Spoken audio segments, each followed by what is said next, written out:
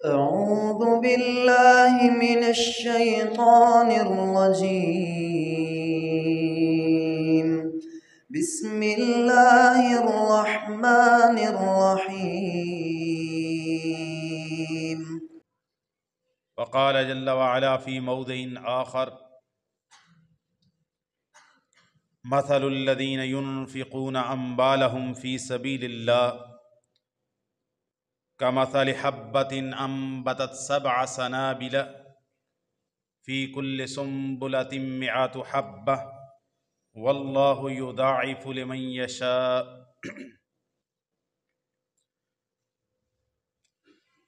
أما بعد فإن خير الحديث كتاب الله وخير الهدي هدي محمد صلى الله عليه وآله وسلم وشر الأمور محدثاتها وكل محدثة بدعة وكل بدعة ضلالة. تمام قسم کی حمد و ثنا، تعریفات، تسبیحات، تمجیدات، بزرگی، بڑائی، پاکی، تقدیس و تحمید اللہ رب العالمین کے لیے ہے، جو اکیلا معبود برحق ہے، کائنات کا خالق حقیقی ہے اور زمین و آسمان کے نظام کی تدبیر کرنے والا ہے۔ اس نے کائنات کو کلمہ کن سے پیدا کیا ہے، نہ کائنات کی تخلیق میں کسی سے کوئی اللہ تعالیٰ نے مدد اور تعاون لیا، نہ کائنات کی تدبیر کے اندر اللہ تعالیٰ کو کسی کی شرکت کی اور کسی کے شرک کی ضرورت ہے۔ حقیقی مالک وہی ہے، زمین و آسمان کی بادشاہی اسی کے ہاتھ میں ہے، مالک یوم الدین ہے، علی کل شیء قدیر ہے، اپنے بندوں پر رحمان و رحیم ہے، اور جبار متکبرین ان کے لیے اللہ تعالیٰ قہار بھی ہے، جبار بھی ہے، زبردست بھی ہے۔ اور لاکھوں کروڑوں درود و سلام ہوں اس ہستی اقدس و مقدس پر کہ جن کا نام نامی اسم گرامی محمد الرسول اللہ صلی اللہ علیہ وآلہ وسلم ہے۔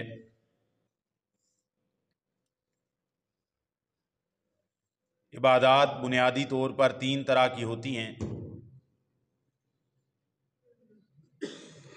یا تو بدنی عبادات ہیں،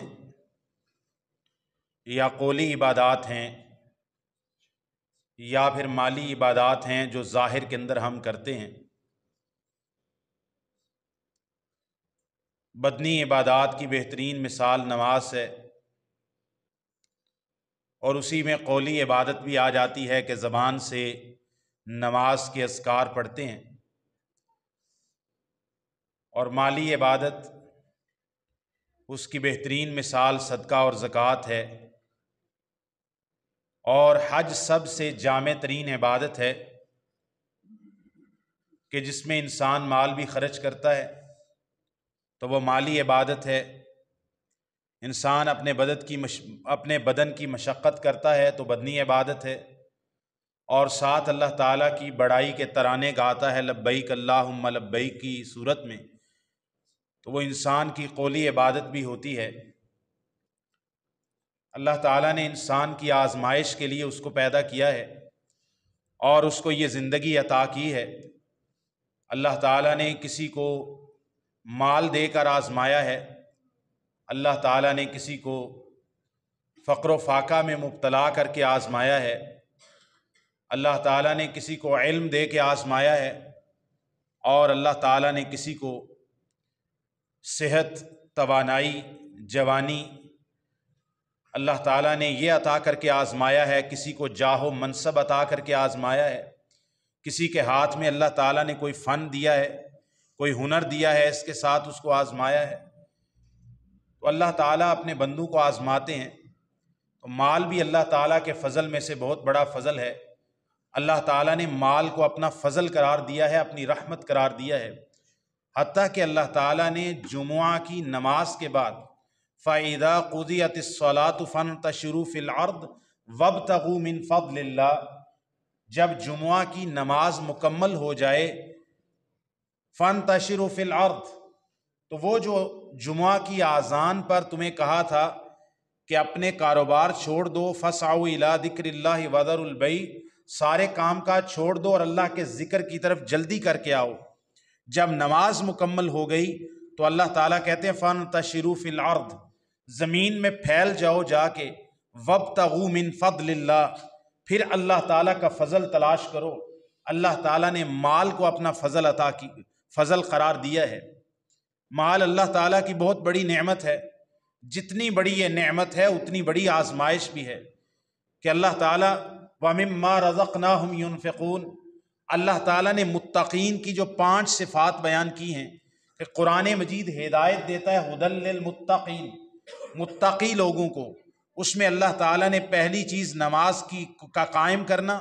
اور دوسرا وَمِمَّا رَزَقْنَاهُمْ يُنْفِقُونَ، جو ہم نے انہیں عطا کیا اس میں سے خرچ کرتے ہیں، اپنے پاس اس کو سنبھال کے نہیں رکھتے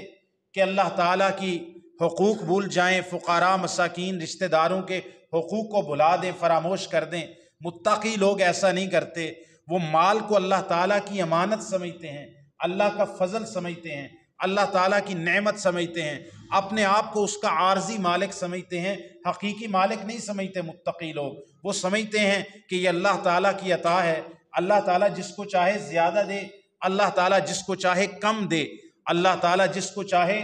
دے کر آزمائے، جس کو چاہے لے کر آزمائے، اور کس کو چاہے اللہ بہت مال دے، اور پھر ایسا وقت بھی آئے کہ اللہ تعالیٰ اس کو فٹ پاتھ کے اوپر سونے پر مجبور کر دے، اللہ تعالیٰ اس کو فقیری اور ناتوانی کے اندر اللہ تعالیٰ مبتلا کر دے۔ اللہ تعالیٰ ایسا بھی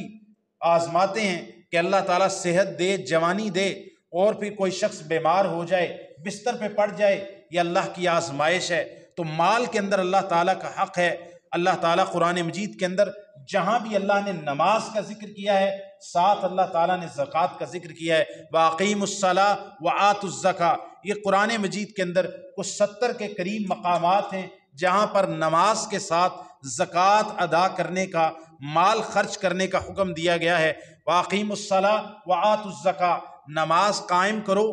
زکوٰۃ ادا کرو، زکوٰۃ ادا کرنا تم پر لازم ہے۔ اور سیدنا عبداللہ ابن عمر رضی اللہ تعالی عنہما کی حدیث ہے جو میں نے رمضان کے پہلے خطبہ میں بیان کی تھی، بنی الاسلام علی 5 کہ 5 چیزوں کے اوپر دین اسلام کے اساتین، دین اسلام کی بنیادیں 5 ہیں۔ کلمہ شہادت کا اقرار کرنا، نماز قائم کرنا، اور دین اسلام کا 5واں بنیادی رکن زکوٰۃ کا ادا کرنا ہے، اور پھر روزہ چوتھے نمبر پر آتا ہے، اور 5ویں نمبر پر حج بیت اللہ آتا ہے۔ نبی کریم صلی اللہ علیہ وسلم نے سیدنا معاذ ابن جبل رضی اللہ تعالی عنہ کو یمن کی طرف مبلغ بنا کے بھیجا۔ صحیح بخاری، صحیح مسلم کے اندر حدیث موجود ہے، نبی کریم صلی اللہ علیہ وآلہ وسلم نے معاذ ابن جبل رضی اللہ تعالی عنہ کو کہا انک تأتی قوما من اہل الکتاب فلتکن اول ما تدعوہم الیہ شہادت اللہ الہ الا اللہ۔ اے معاذ، آپ ایسی قوم کے پاس یمن میں جا رہے ہیں جو کہ اہل کتاب ہیں، اگرچہ وہ نصرانی ہیں، انجیل کو مانتے ہیں، توریت کو مانتے ہیں، انبیاء بنی اسرائیل کو مانتے ہیں، لیکن ان کے دین کے اندر تحریف ہو گئی، تبدل ہو گیا، تغیر ہو گیا۔ اب اللہ تعالیٰ کی ذات کے اندر عیسیٰ علیہ السلام کو اللہ تعالیٰ کے بیٹے کے طور پر شریک کرتے ہیں، اور جبریل کو، روح الامین کو بھی اللہ تعالیٰ کے ذات کے ساتھ الہ مانتے ہیں کہ الہ 3 ہیں، ایک روح القدس ہے، ایک اللہ رب العالمین کی ذات ہے، اور ایک بیٹا ہے نعوذ باللہ عیسیٰ علیہ السلام کو کہتے ہیں۔ تو ان کے اندر بڑی تعریفیں، بڑی غلط باتیں آ گئی ہیں۔ تو جس قوم کی طرف تو جا رہا ہے وہ اہل کتاب ہیں، ان کے اندر شرک آ چکا ہے، تو سب سے پہلے تیری دعوت یہ ہونی چاہیے کہ تو ان کو دعوت دے کہ اللہ کے علاوہ کوئی عبادت کے لائق نہیں، اللہ تعالیٰ کا کوئی بیٹا نہیں، اللہ کی کوئی بیوی نہیں، اللہ تعالیٰ کسی کا بیٹا نہیں ہے، لم یلد ولم یولد، اللہ تعالیٰ اکیلا ہے، تنہا ہے، یکتا ہے، لا شریک ہے، اللہ تعالیٰ کا کوئی ساجی اور شریک نہیں ہے۔ روح القدس کو یا عیسیٰ علیہ السلام کو اللہ تعالیٰ کی الوہیت الوہیت میں یا ذات میں یا صفات میں شرک کرنا، یہ شریک کرنا، یہ کفر ہے، یہ اللہ تعالیٰ کے ساتھ شرک ہے۔ سب سے پہلے توحید کی دعوت دینا۔ آپ صلی اللہ علیہ وسلم نے فرمایا فَإِنْهُمْ آتَاؤُكَ لِذَلِكَ فَعَلِمْهُمْ أَنَّ اللَّهَ افْتَرَضَ عَلَيْهِمْ 5 صلوات فِي الْيَوْمِ وَاللَّيْلَةِ۔ اے معاذ، اگر وہ اللہ تعالیٰ کی توحید کو مان لیں تو پھر انہیں اس بات کی دعوت دینا کہ اللہ تعالیٰ نے 5 نمازیں دن اور رات میں ان پر فرض کی ہیں۔ فَإِنْهُمْ آتَاؤُكَ لِذَلِكَ فَعَلِمْهُمْ أَنَّ اللَّهَ افْتَرَضَ عَلَيْهِمْ صَدَقَةً تُؤْخَذُ مِنْ أَغْنِيَائِهِمْ فَتُرَدُّ عَلَىٰ فقرائہم، اگر نمازیں بھی وہ پڑھنا شروع کر دیں، نماز کے اوپر وہ تیری بات کو مان لیں، اس فریضے کو مان لیں، تو تیسرے نمبر پر انہیں اس بات کی دعوت دینا کہ اللہ تعالیٰ نے ان کے اغنیاء پر، مالداروں کے اوپر ایک صدقہ فرض اور لازم کیا ہے جو اغنیاء سے لیا جائے گا، امیروں سے لیا جائے گا اور غرباء اور فقراء اور مساکین پر خرچ کیا جائے گا۔ یہ نبی پاک صلی اللہ علیہ وسلم نے معاذ ابن جبل کو جب یمن بھیجا تو آپ صلی اللہ علیہ وسلم نے یہ 3 باتیں ان کو دعوت کے طور پر ارشاد فرما کے بھیجی۔ اتنی اہمیت ہے زکوٰۃ کی، صدقہ کی، کہ نبی پاک صلی اللہ علیہ وسلم جب کسی مبلغ کو کسی غیر مسلم قوم کی طرف بھی بھیجتے ہیں تو آپ نماز کے بعد، کلمہ شہادت کے بعد، نماز کے بعد تیسری بات انفاق فی سبیل اللہ، اللہ کے راستے میں خرچ کرنا، زکوٰۃ دینا، صدقہ دینا، اس کی نبی کریم صلی اللہ علیہ وسلم تعلیم فرماتے ہیں۔ یہ اسلام کا تیسرا بڑا رکن ہے۔ اور اسی طرح نبی کریم صلی اللہ علیہ وسلم سے ایک صحابی آئے، جریر بن عبداللہ الباجلی رضی اللہ تعالی عنہ، صحیح بخاری کے اندر حدیث آتی ہے، نبی پاک کے پاس جب کوئی شخص آتا، اسلام قبول کرتا، تو 3 باتوں کی نبی کریم صلی اللہ علیہ وسلم لازمی بیعت لیتے تھے۔ جریر بن عبداللہ الباجلی کہتے ہیں میں نے نبی پاک صلی اللہ علیہ وسلم کی بیعت کی، علی اقام الصلاۃ و ایتاء الزکاۃ والنصح لکل مسلم۔ جریر بن عبداللہ الباجلی کہتے ہیں جب میں آیا، کلمہ پڑھا، مسلمان ہوا، نبی پاک نے 3 باتوں کی بیعت لی، علی اقام الصلاۃ، نماز نہیں چھوڑوں گا، نماز قائم کروں گا، و ایتاء الزکاۃ، اور زکوٰۃ دوں گا اپنے مال میں سے، اپنے مال کو گندہ نہیں کروں گا، ملاوٹ زدہ نہیں کروں گا، صدقے اور زکوٰۃ کو اپنے پاس رکھ کے، بلکہ فقراء کا، اللہ کا، فی سبیل اللہ کا راستہ جو مال ہے وہ اللہ تعالیٰ کے راستے کے اندر خرچ کروں گا۔ تو نبی پاک نے بیعت لی اس بات پر کہ نماز قائم کرو گے، زکوٰۃ ادا کرو گے، اور ہر مسلمان کے ساتھ خیر خواہی کا معاملہ کرو گے، اس کی بھلائی چاہو گے، اس کی اچھائی چاہو گے، کہ کسی مسلمان کے لیے برا چاہنا، کسی مسلمان کے ساتھ حسد کرنا، کسی مسلمان کے لیے کینہ رکھنا، کسی مسلمان کے لیے دل کے اندر کوئی تنگی رکھنا یا اس کو نقصان پہنچانے کی کوشش کرنا، یہ ایک مسلمان کا شیوہ نہیں ہے۔ تو تیسرے نمبر پر اس بات کی بیعت لی کہ ہر مسلمان کے ساتھ خیر خواہی والا، اچھائی والا سلوک کرنا ہے۔ نبی کریم صلی اللہ علیہ وسلم نے فرمایا، صحیح بخاری مسلم کی حدیث ہے، امرت ان اقاتل الناس حتی یشہدوا ان لا الہ الا اللہ واقاموا الصلاۃ وآتوا الزکاۃ فاذا فعلوا ذلک عصموا منی اموالهم ودماءهم الا بحق الاسلام وحسابهم علی اللہ۔ مجھے اللہ تعالیٰ نے اس بات کا حکم دے کے بھیجا ہے کہ میں ان لوگوں کے خلاف تلوار اٹھاؤں، جہاد کروں، قتال کروں، میدان مقتل میں لکھوں، جب تک کہ لوگ اللہ تعالیٰ کی وحدانیت اور میری رسالت کی گواہی نہ دے لیں، نماز قائم نہ کر لیں اور زکوٰۃ ادا کرنے نہ لگیں، تب تک اللہ تعالیٰ شہادتین کا اقرار کریں، نماز پڑھیں اور زکوٰۃ ادا کریں، جب تک لوگ یہ 3 کام نہیں کر لیتے، اللہ کے نبی نے فرمایا مجھے حکم دیا گیا ہے میں ان لوگوں کے خلاف تلوار اٹھاؤں، قتال کروں، جہاد کروں جو لوگ کلمہ شہادت، نماز اور زکوٰۃ کی ادائیگی کے اوپر میری بات کو نہیں مان لیتے۔ اسی لیے سیدنا ابو بکر صدیق رضی اللہ تعالی عنہ نے جب خلیفہ بنے تو کچھ قبائل عرب جو مدینہ سے باہر رہتے تھے انہوں نے کہا ہم نبی پاک صلی اللہ علیہ وسلم کو تو زکوٰۃ دیتے تھے لیکن اب ہم کسی کو زکوٰۃ نہیں دیں گے۔ سیدنا ابو بکر رضی اللہ تعالیٰ عنہ نے فرمایا اگر یہ زکوٰۃ کے اندر ایک اونٹ کا گھٹنا باندھنے کی رسی بھی دیتے تھے نبی پاک کو اور اب مسلمانوں کے بیت المال کو نہیں دیں گے، میں ان کے ساتھ لَأُقَاتِلَنَّ مَنْ فَرَّقَ بَيْنَ الصَّلَاةِ وَالزَّكَاةِ، میں اس کے شخص کے خلاف قتال کروں گا، جہاد کروں گا جو بندہ زکوٰۃ اور نماز کے درمیان فرق کرے گا۔ انہوں نے کہا ہم نماز تو پڑھیں گے، زکوٰۃ اللہ کے نبی کے بعد کسی کو نہیں دیں گے۔ سیدنا ابو بکر صدیق رضی اللہ تعالیٰ عنہ نے استقامت کا مظاہرہ کیا اور منکرین زکوٰۃ، مانعین زکوٰۃ کے خلاف قتال کیا، لڑائی کی، جہاد کیا۔ پہلا خلیفہ راشد کی جو اسائنمنٹ تھی وہ یہی تھی، ان کی پہلی مہم یہی تھی کہ انہوں نے مانعین زکوٰۃ کے خلاف اور مرتدین کے خلاف اور اسی طرح جھوٹے مدعیان نبوت ان کے خلاف جہاد کیا۔ سیدنا ابو بکر صدیق نے امت کو یہ 14 سال سے سبق دے دیا کہ بھائی اسلام کے اندر ایسا نہیں ہو سکتا کہ کوئی شخص کہے کہ بھائی نماز تو پڑھیں گے، وہ ہمارا اور اللہ کا معاملہ ہے، زکوٰۃ ہم کوئی نہیں دیں گے، ایسا نہیں ہو سکتا۔ پہلے دن سے یہ مسئلہ ختم کر دیا اور آج تک اللہ کے فضل سے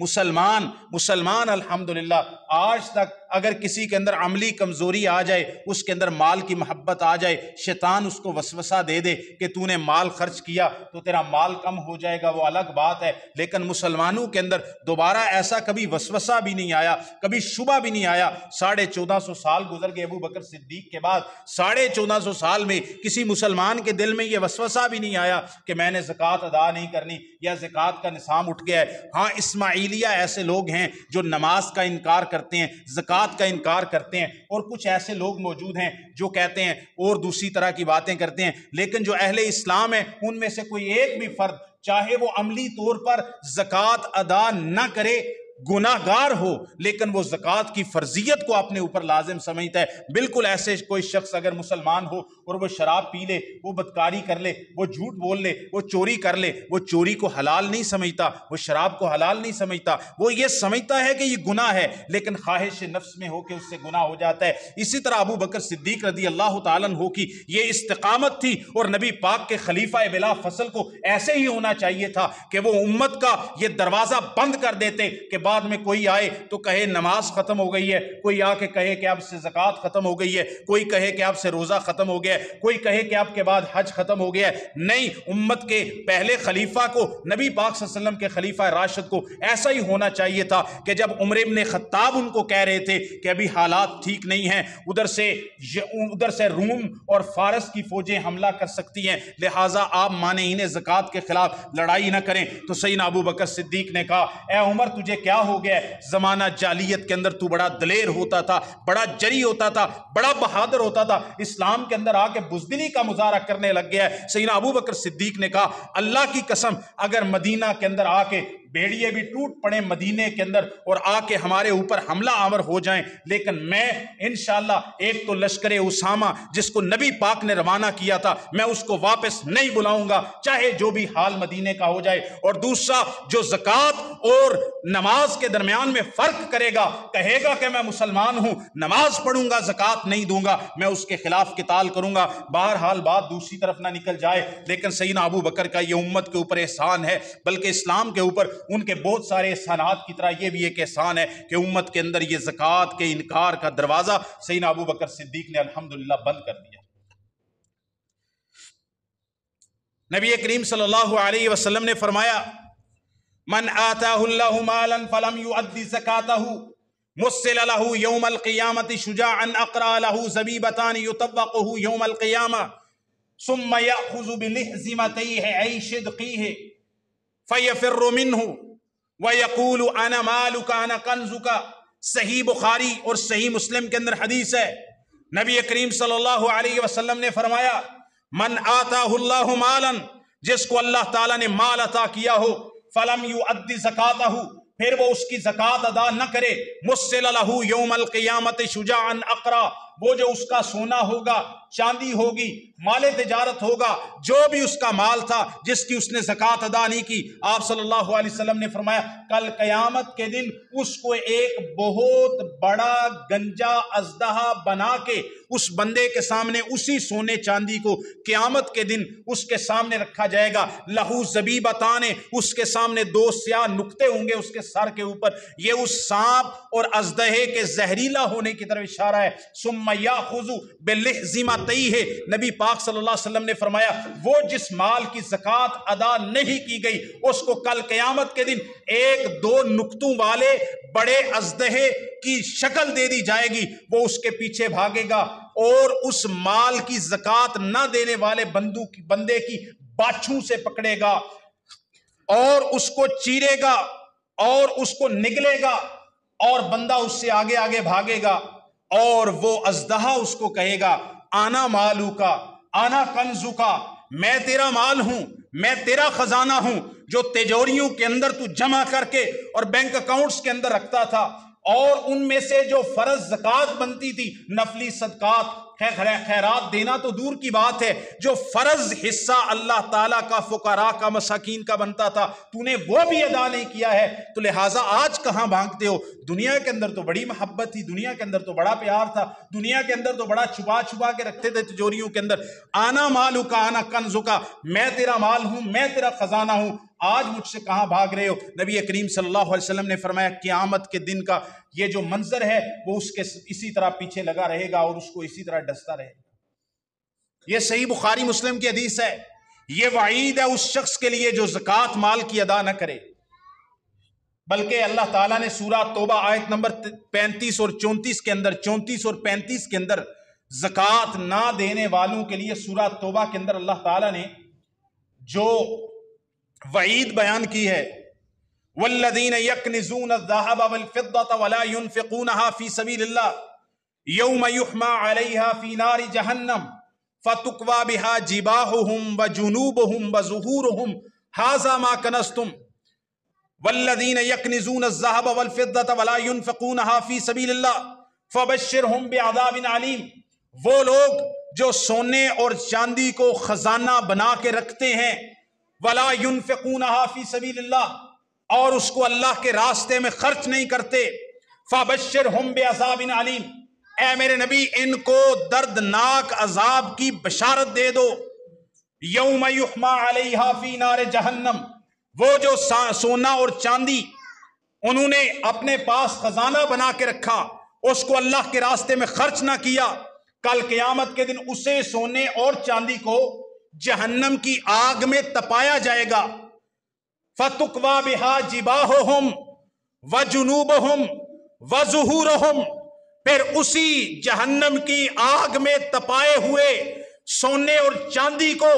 اس کے ساتھ داغ لگائے جائیں گے ان کی پیشانیوں کے اوپر، ان کے پہلوؤں کے اوپر اور ان کی پشتوں کے اوپر، اور آگے سے کہا جائے گا، جہنم کے فرشتے کہیں گے ھذا ما کنزتم لانفسکم، یہی ہے جو تم اپنے لیے تجوریوں کے اندر سنبھال کے خزانہ بنا کے رکھتے تھے، ولا اور اللہ کے راستے میں خرچ نہیں کرتے تھے، فذوقوا ما کنتم تکنزون، اب یہ پیشانیوں کے اوپر آگ کے داغ، یہ پہلوؤں کے اوپر آگ کے داغ، یہ پشتوں کے اوپر جہنم کی آگ کے داغ دیے جانے، اب مزہ چکھو اس کا جو تم اللہ کے راستے میں خرچ نہیں کرتے تھے اور خزانے بنا کے رکھا کرتے تھے۔ اتنی بڑی وعید ہے، اتنی بڑی وعید ہے سونے چاندی کا زکوٰۃ نہ دینے کے بارے میں۔ نبی کریم صلی اللہ علیہ وسلم نے فرمایا جس بندے کے پاس اونٹ ہوں، زکوٰۃ کے نصاب کو پہنچتے ہوں، اور بندہ ان کی زکوٰۃ ادا نہ کرے، نبی کریم صلی اللہ علیہ وسلم نے فرمایا وہ اس بندے کے پاس کبھی اونٹ 200 رہے ہوں گے، کبھی 300، کبھی 400، مفہوم سمجھا رہا ہوں، کبھی اس کے پاس ہزاروں اونٹ رہے ہوں گے، اس بندے نے اگر 30-40 سال اونٹ رکھے ہیں تو جتنی بھی تعداد ٹوٹل ان کی سب سے زیادہ کبھی رہی ہے، آپ صلی اللہ علیہ وسلم نے فرمایا وہ سارے اونٹ کل قیامت کے دن اللہ تعالیٰ میدان محشر میں لائیں گے، اس بندے کو سامنے کھڑا کریں گے، اللہ تعالیٰ ان اونٹوں کو زمین کے اونٹوں کی شکل عطا کریں گے۔ ابھی جنت جہنم کا فیصلہ نہیں ہوا، زکوٰۃ والے کو پہلے ہی پکڑ لیا گیا جو زکوٰۃ کھا کے آیا ہے، جس نے زکوٰۃ ادا نہیں کی۔ یہ صحیح بخاری مسلم کی میں حدیث پڑھ رہا ہوں میرے بھائی، میں کوشش کرتا ہوں حدیث بیان کرتے ہوئے کہ میں 90% مواد اگر حدیث میں سے بیان کروں تو بخاری مسلم میں سے بیان کروں، کیونکہ اس میں صحت و ضعف کا کوئی مسئلہ نہیں ہوتا کہ ضعیف ہوگی حدیث، باقی دوسری حدیث کی کتابوں سے بھی آگے میں حدیثیں بیان کروں، تو یہ صحیح بخاری مسلم کی متفقن علیہ حدیث ہے۔ آپ نے فرمایا جس بندے کے پاس اونٹ تھے، اونٹ رکھتا تھا، زکوٰۃ اونٹوں کی جو واجب اور فرض بنتی تھی نہیں دی، کل قیامت کے دن وہ سارے کے سارے اونٹ جو بھی اس کے پاس زندگی بھر میں رہے ہیں میدان محشر میں لائے جائیں گے، لوگوں کے درمیان فیصلہ کرنے سے پہلے، جنت جہنم کا فیصلہ کرنے سے پہلے اس بندے کو ان اونٹوں کے سامنے ڈال دیا جائے گا۔ نبی پاک صلی اللہ علیہ وسلم نے فرمایا وہ اونٹ اس بندے کو تاتا اوہو بے اخفافہا، وہ اونٹ اپنے کھروں کے ساتھ اس زکوٰۃ نہ دینے والے بندے کو میدان محشر کے اندر روندیں گے، روندتے ہی رہیں گے۔ آپ نے فرمایا اس طرح پہلے اونٹ آئے گا اور وہ اس کو رونتا جائے گا، پھر اسی طرح آخری کی باری آئے گی، قیامت کے 50,000 سال کے دن تک جنت جہنم کا فیصلہ ہونے سے بھی پہلے زکوٰۃ نہ دینے والے کے ساتھ یہ عذاب چلتا رہے گا کہ اونٹ اس کو اپنے پیروں کی تلے رونتے رہیں گے۔ جس کی بکریاں تھی، آپ صلی اللہ علیہ وسلم نے فرمایا اس کی بکریاں اس کو ٹکرے مارتی رہیں گی، رونتی رہیں گی، اور جس کے پاس گائیاں تھیں اس کی زکوٰۃ نہیں دی، وہ اس کو رونتی رہیں گی، ٹکرے مارتی رہیں گی۔ صحیح بخاری کے اندر حدیث ہے۔ اور سونے اور چاندی کے بارے میں آپ نے سن ہی لیا ہے کہ اس کو ایک گنجا اژدہا سانپ بنا دیا جائے گا، وہ قیامت کے 50,000 سال دن تک لوگوں کے درمیان جنت جہنم کا فیصلہ ہونے تک زکوٰۃ کو ادا نہ کرنے والا یہ بندہ جو فرضی زکوٰۃ بھی اللہ کے مال میں سے ادا نہ کی، تو اس بندے کو وہ ڈستا رہے گا، اس کی باچھوں کو پکڑے رکھے گا اور اس کو عذاب کے اندر مبتلا رکھے گا۔ یہ تو وعید ہے جو زکوٰۃ ادا نہ کرے، بلکہ نبی کریم صلی اللہ علیہ وسلم نے ایک مثال بھی بیان کی ہے۔ یہ صحیح بخاری مسلم کی حدیث ہے۔ آپ صلی اللہ علیہ وسلم نے فرمایا مثل البخیل والمتصدق، بخیل آدمی اور صدقہ کرنے والا سخی آدمی، آپ نے فرمایا اس کی مثال ایسے ہے جیسے کسی بندے کے اوپر اس نے اپنے اوپر جو ہے وہ 2 زرہ پہن رکھی ہو، جو سامنے پہن کے لڑتے ہیں، آج کل کے آپ بلٹ پروف جیکٹ سمجھ لیجئے۔ آپ صلی اللہ علیہ وسلم نے فرمایا جو بندہ نا بخیل ہوتا ہے نا، بخیل، اس نے وہ جیکٹ پہنی ہوتی ہے تو وہ لوہے کی عام طور پہ ہوا کرتی تھی، زرہ۔ تو جو بخیل بندہ ہوتا ہے نا، کنجوس آدمی، جب وہ خرچ کرنے لگتا ہے نا تو وہ اس کی جو زرہ ہوتی ہے نا لوہے کی، وہ تنگ ہو جاتی ہے، یعنی اس کا مال نکل نہیں سکتا، وہ اس کا یعنی اس کے اندر کا جو نفس ہے، جو نفس امارہ ہے، وہ مال خرچ کرنے لگتا ہے، اس کا دل تنگ پڑ جاتا ہے، وہ جو زرہ پہن رکھی ہے نا وہ تنگ ہو جاتی ہے، وہ خرچ نہیں کر پاتا۔ نبی کریم صلی اللہ علیہ وسلم نے فرمایا جو سخی آدمی ہے نا، جب وہ خرچ کرنے کا ارادہ کرتا ہے وہ زرہ کھل جاتی ہے، وہ کشادہ ہو جاتی ہے، وہ خرچ کرنا لگتا ہے، اللہ تعالیٰ اس کو خرچ کرنے کی توفیق دے دیتا ہے۔ اس حدیث کے اندر یہ بات بیان ہوئی ہے کہ بھئی مال دینا جیسا کہ اللہ تعالیٰ کی توفیق ہے، اللہ کی رحمت ہے، اللہ کا فضل ہے، اس کے بعد خرچ کرنے والا دل ملنا، یہ اللہ تعالیٰ کی اس سے بھی بڑی توفیق ہے۔ مال اللہ نے بہت سارے لوگوں کو دیا، لیکن اللہ کے راستے میں فقراء کے لیے، مساکین کے لیے، دین کے راستوں پہ خرچ کرنے کا دل کس کو دیا؟ بھائی بڑے بڑے امیر لوگ ہیں، سب کے نام لینے کی ضرورت نہیں ہے، مسلمان بھی ہیں، غیر مسلم بھی ہیں، لیکن کہنے کا مقصد یہ ہے کہ دنیا کے اندر اگر اتنے امیر لوگ موجود ہیں، دنیا کے اندر غرباء کی تعداد تو بہت کم ہونی چاہیے۔ مدینہ کی ریاست کے اندر نبی کریم صلی اللہ علیہ وسلم نے جس ریاست کی بنیاد رکھی، ابتدا تو بہت تنگی کے ساتھ ہوئی، پیٹ پہ پتھر بھی باندھے، ایک کھجور کے ساتھ سارا دن جہاد کے اندر گزارا، کبھی آدھی کھجور ملی، کبھی کھجور نہیں ملی تو گٹھلیاں چبائیں، کبھی خندق کے موقع پر صحابہ نے ایک پتھر باندھا تو نبی پاک صلی اللہ علیہ وسلم نے 2 پتھر باندھے۔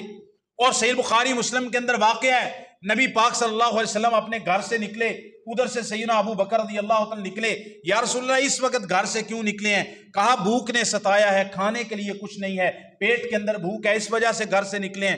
ابو بکر آپ کیوں نکلے؟ یا رسول اللہ کھانے کے لیے کچھ نہیں ہے، بھوک کی وجہ سے نکلی ہیں۔ سیدنا عمر رضی اللہ عنہ آگے گئے، آپ کو کیوں باہر اس وقت نکلے؟ کہا بھوک بڑی ہے، گھر کے اندر صبر نہیں آ رہا۔ پھر آگے گئے تو ایک انصاری صحابی نے وہاں پر ان کے لیے کھجوریں لائے، وہ لمبا واقعہ ہے۔ تو یعنی ایسے واقعات بھی گزرے ہیں اور پچھلے جمعے کے اندر، لیکن پھر جب نبی کریم صلی اللہ علیہ وسلم جس ریاست کی بنیاد رکھے تھے، سیدنا ابو بکر رضی اللہ عنہ نے مرتدین کو اور مفسدین کو اور اس کے خلاف خروج کرنے والوں کو تہے تیگ کر دیا، پھر سیدنا عمر رضی اللہ تعالیٰ عنہ کو خلافت بالکل ایسے ملی ہموار چٹیل میدان کی طرح۔ پھر انہوں نے ایسا مال کو بہایا، ایسا مال کو بنایا کہ صرف مہاجرین و انصار کو صحیح بخاری کی حدیث کے مطابق اور امہات المومنین کو، میں دا پنجابی ترجمہ کرنا، مائیاں تے بابیاں نو جنہاں نے جہاد نہیں لڑنا، 4000 درہم 4000 درہم سالانہ سیدنا ابو بکر سیدنا عمر رضی اللہ عنہ کے دور کے اندر گھر بیٹھے ان کو پینشن ملا کر دی۔ 4000 درہم کا جا کے حساب کر لو کتنا کروڑوں روپیہ بنتا ہے۔ تو غریب کوئی نہیں رہا پھر. تو اگر اتنے امیر لوگ موجود ہیں، اتنا مال لوگوں کے اندر موجود ہے، تو دنیا کے اندر غربت کیوں ہے؟ لوگ خودکشیاں کرنے پہ کیوں مجبور ہیں؟ ایک ماں اپنے بچوں کو لے کے نہر میں چھلانگ کیوں لگا رہی ہے؟ کوئی باپ ایسا کیوں شقی القلب ہو جاتا ہے کہ وہ اپنے بچوں کو، اپنی بیوی کو ایک گھر کے اندر بلا کے دھوکے کے ساتھ کھانے کے اندر زہر ڈال کے خود بھی خودکشی کر لیتا ہے، ان کو بھی مار دیتا ہے، حالانکہ یہ ایمان کی کمزوری ہے. خودکشی کرنا حرام ہے، وہ کوئی اچھا کام نہیں کر رہا، وہ صبر نہیں کر رہا، اس کے اندر بھی دین کی کمی ہے، وہ بھی اللہ تعالیٰ سے دوری ہے. لیکن ایسا موقع کیوں آتا ہے؟ اس کے اندر تو ایمان کی کمی ہے.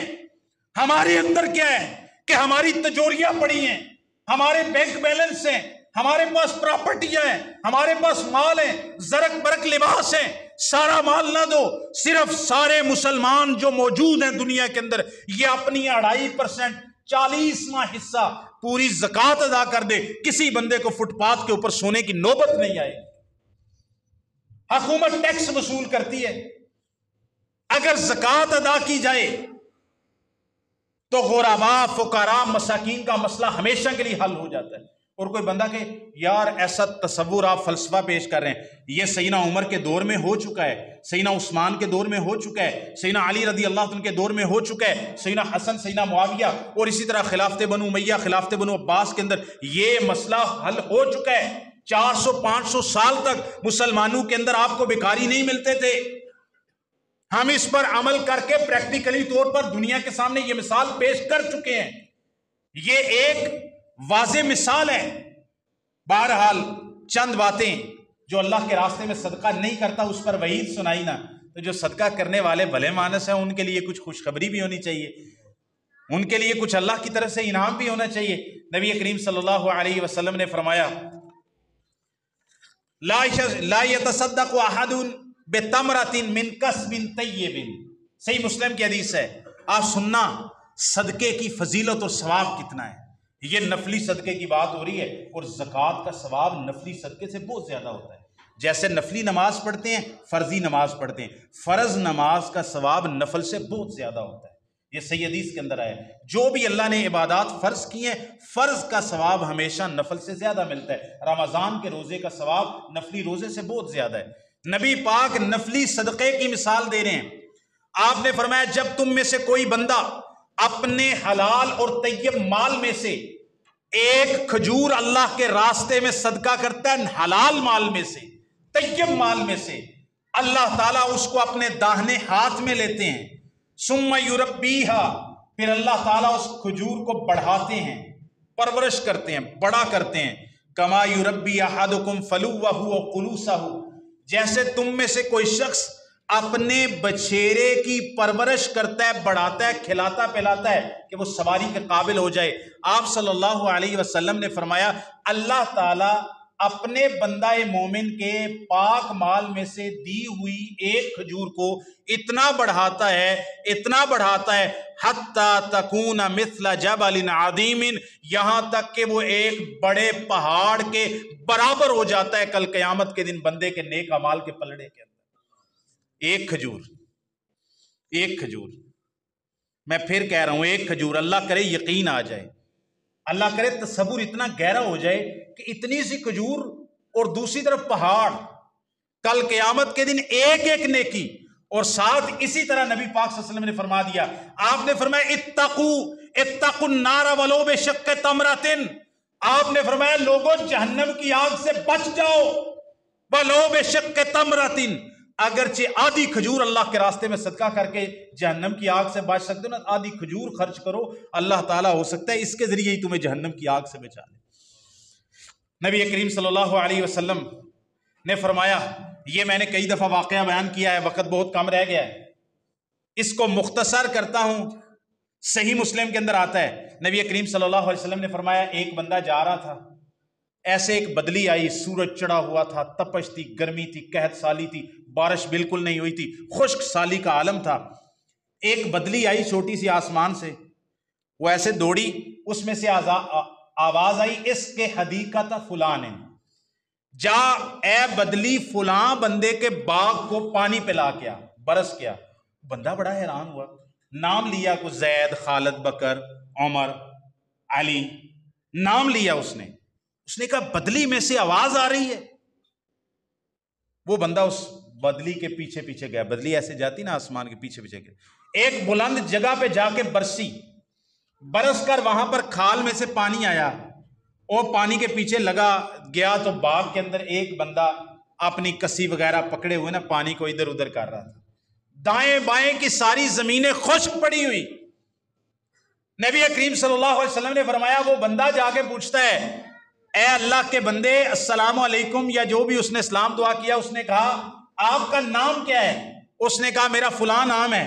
اس نے کہا تو نے میرا نام کیوں پوچھا؟ اس نے کہا بدلی میں سے آواز آئی کہ اس کے حدیقت فلان، فلاں بندے کے باغ کو جا کے پانی پلا کے آ، تیرا وہی نام ہے۔ اللہ کے بندے حیران ہو گیا، سب لوگوں کی فصلیں سوکھے سے، قحط سالی سے مر گئی ہیں، تو ایسا کون سا کام کرتا ہے کہ تیرے باغ کے لیے ایک بدلی پانی پلانے آتی ہے، غیبی مدد آتی ہے؟ اس نے کہا میں اور تو کچھ نہیں کرتا، ماڑا بندہ ہوں۔ اس نے کہا جتنا بھی باغ کا پھل آتا ہے نا 3 حصوں میں تقسیم کرتا ہوں، ایک اپنے بیوی بچوں کے سال کے خرچے کے لیے رکھ لیتا ہوں، ایک اس باغ کی دوبارہ تیاری میں لگا دیتا ہوں، اور تیسرا حصہ سارا اللہ کے راستے میں خرچ کر دیتا ہوں۔ بھائی میں اس حدیث کا یہ ترجمہ کرتا ہوں کہ اگر مومنوں مسلمانوں کو نبی پاک کی بات پہ اور اللہ تعالیٰ کی قدرتوں کے اوپر ظاہر یقین ہے، لیکن یقین گہرا ہو جائے، عمل کے اندر اتر آئے، اللہ کو اپنے مال کے اندر پارٹنر بنا لو، اللہ کی قسم کبھی نقصان نہیں ہوگا۔ بھائی جس چیز کے اندر، جس کاروبار میں اللہ تعالیٰ کے دین، اللہ فی سبیل اللہ، فقراء مساکین کا حصہ بطور پارٹنر کے رکھا ہے، اللہ تعالیٰ اس کاروبار کو کبھی ڈوبنے نہیں دے گا۔ اس بندے نے اللہ تعالیٰ کو اپنے باغ کے اندر کیا بنایا ہوا تھا؟ پارٹنر بنایا ہوا تھا۔ نبی کریم صلی اللہ علیہ وسلم نے فرمایا روزانہ جب صبح ہوتی ہے نا، صحیح بخاری مسلم کی حدیث ہے، روزانہ جب صبح ہوتی ہے 2 فرشتے اترتے ہیں روزانہ صبح، روزانہ 365 کے 365 دن روزانہ صبح ہوتی ہے، الا وملکان ینزلان، روزانہ صبح کے وقت 2 فرشتے آسمان سے آتے ہیں، زمین پر دعا کرنے آتے ہیں۔ پہلا دعا کرتا ہے اللہم آت منفقا خلفا، ایک فرشتہ دعا کرتا ہے اللہ جو تیرے راستے میں اپنا مال خرچ کرے اس کو مال کا دنیا میں اور آخرت میں نعم البدل عطا فرما۔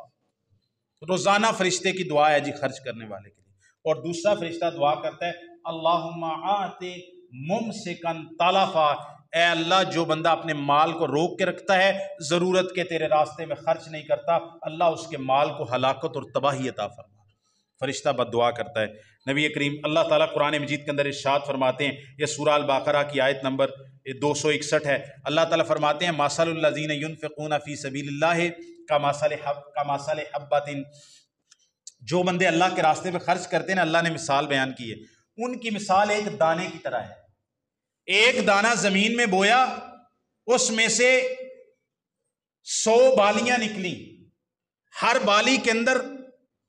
اس میں سے 7 بالیاں نکلی، ہر بالی کے اندر 100 دانہ ہے۔ ایک دانہ زمین میں بویا تھا، وہ 700 دانے ہو گئے۔ نبی پاک صلی اللہ علیہ وسلم کی زبان پر قرآن کو نازل کر کے اللہ تعالیٰ یہ ارشاد فرما رہے ہیں جو اللہ کے راستے میں ایک دانہ خرچ کرتے ہیں، 1 روپیہ خرچ کرتے ہیں، اللہ تعالیٰ ان کو کم از کم آخرت کے اندر 700 گنا کے قریب دے گا۔ ایک دانہ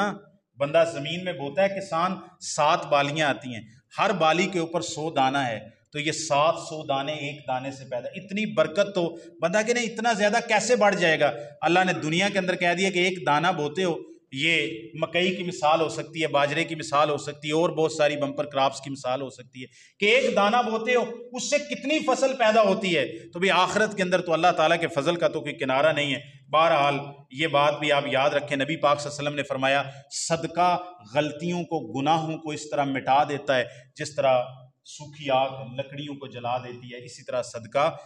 گناہوں کو مٹا کے راکھ کر دیتا ہے۔ نبی پاک صلی اللہ علیہ وسلم نے فرمایا، صحیح مسلم کی حدیث ہے، ما نقصت صدقۃ من مال، صدقہ کبھی بھی مال کے اندر کوئی کمی نہیں کرتا بلکہ برکت کو ہی بڑھاتا ہے۔ نبی کریم صلی اللہ علیہ وسلم نے فرمایا، یہ صحیح حدیث ہے مسند احمد وغیرہ کے اندر، کل قیامت کے دن جب سورج 1 میل کے فاصلے پر ہوگا، ہر بندے کو جو صدقہ کرتا تھا دنیا کے اندر اس کے مال کا صدقہ اس کو ڈانپے ہوئے ہوگا۔ نبی پاک صلی اللہ علیہ وسلم کا اپنا جذبہ تو یہ تھا، آپ نے فرمایا کہ میرے پاس اگر ایک احد پہاڑ بھی سونے کا ہو نا تو میں یہ پسند کرتا ہوں 3 دن نہ گزریں بلکہ وہ سارے کا سارا میں احد پہاڑ اللہ کے راستے میں خرچ کر چکا ہوں۔ یہ نبی کریم صلی اللہ علیہ وسلم نے فرمایا، یہ صحیح بخاری مسلم کے اندر حدیث ہے۔ میرے بھائیوں، اللہ تعالی ہم پر خرچ کرتے ہیں نا، یہ جو مال دیا کس نے دیا ہے؟ اللہ تعالیٰ نے دیا نا۔ اللہ تعالیٰ یہ مال دینے پہ قادر ہے تو مال واپس لینے پر بھی قادر ہے نا۔ قارون کے بھی خزانے تھے نا، اور یہ آپ نے پڑھا ہے کہ قارون کے خزانوں سمیت زمین میں دنسا دیا، اور قیامت تک زمین میں دنستا رہے گا، یہ عذاب رہے گا اس کو۔ میرے بھائیوں، قارون کے خزانے اس کو کام نہیں آئے۔ ایک بات آج کل بڑی ہے، وہ کہتے ہیں قارون کے خزانوں کو کسی نے یاد نہیں رکھا، ابو بکر کی دی ہوئی سوئی کا تذکرہ آج بھی دنیا میں۔ یار ابو بکر صدیق، سیدنا عمر فاروق، سیدنا عثمان غنی، سیدنا علی رضی اللہ عنہ، سیدنا عبد الرحمن ابن عوف، اللہ نے ان لوگوں کو بھی بڑا مال دیا تھا، لیکن یہ مال کو اللہ کے راستے میں خرچ کر کے گئے۔ اپنے اوپر بھی خرچ کریں اور فقراء مساکین کے اوپر بھی خرچ کریں، ورنہ پھر جو اللہ تعالیٰ دینے پر قادر ہے وہ اللہ تعالیٰ لے بھی سکتا ہے۔ اللہ تعالیٰ ہمیں عمل کی توفیق عطا فرمائے۔ وما توفیقی الا أعوذ بالله من الشيطان الرجيم. بسم الله الرحمن الرحيم.